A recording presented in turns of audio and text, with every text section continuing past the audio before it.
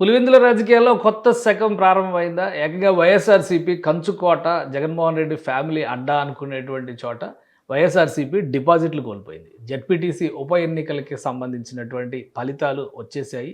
దీనిలో తెలుగుదేశం పార్టీ అభ్యర్థి మారెడ్డి లతారెడ్డి 6,000 పైచిలుకు ఓట్ల మెజారిటీతో గెలుపొందారు. కానీ వైఎస్ఆర్‌సీపీ అభ్యర్థికి మాత్రం కేవలం 683 ఓట్లు మాత్రమే వచ్చినట్టుగా తెలుస్తుంది. అధికారిక ప్రకటన కోసం వెయిట్ చేస్తున్నారు. కానీ ఈ నంబర్ల ప్రకారం చూస్తే వైఎస్ఆర్‌సీపీ డిపాజిట్లు కోల్పోయినటువంటి పరిస్థితి ఉంది.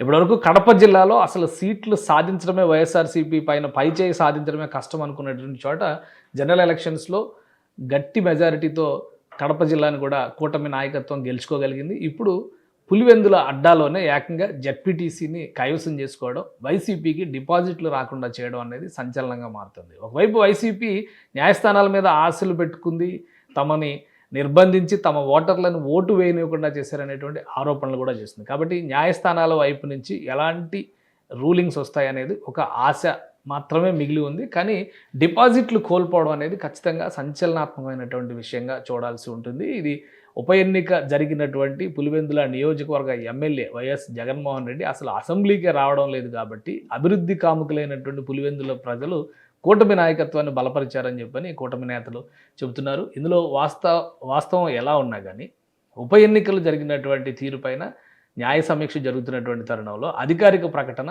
ఎప్పుడు చేస్తారనేది ఇప్పుడు ఆసక్తికరంగా మారింది. వైసీపీకి అసలు డిపాజిట్లే రాకపోవడం, ఓటింగ్లో పాల్గొనకపోవడం, అలానే రెండు సెంటర్లలో రీపోలింగ్ అనౌన్స్ చేసినా కానీ బాయ్కాట్ చేస్తున్నట్టుగా వైసీపీ ప్రకటించడం. ఈ పరిణామాలన్నీ కూడా రాష్ట్ర రాజకీయ చరిత్రలోనే ఒక ఆసక్తికరమైనటువంటి అంశంగా మనం చూడాల్సి ఉంటుంది. కానీ పోలింగ్ జరిగినటువంటి విధానం పైన స్టేట్ ఎలక్షన్ కమిషన్ మాత్రం సంతృప్తి వ్యక్తం చేసింది. 2 చోట్ల మాత్రం గొడవలు ఎక్కువగా జరిగినటువంటి 2 చోట్ల మాత్రమే రీపోలింగ్ను ఆదేశించింది. సో ఇలాంటి పరిస్థితుల్లో వైసీపీకి డిపాజిట్లు గల్లంతవడం అనేది సంచలనమైన విషయంగానే చూడాలి.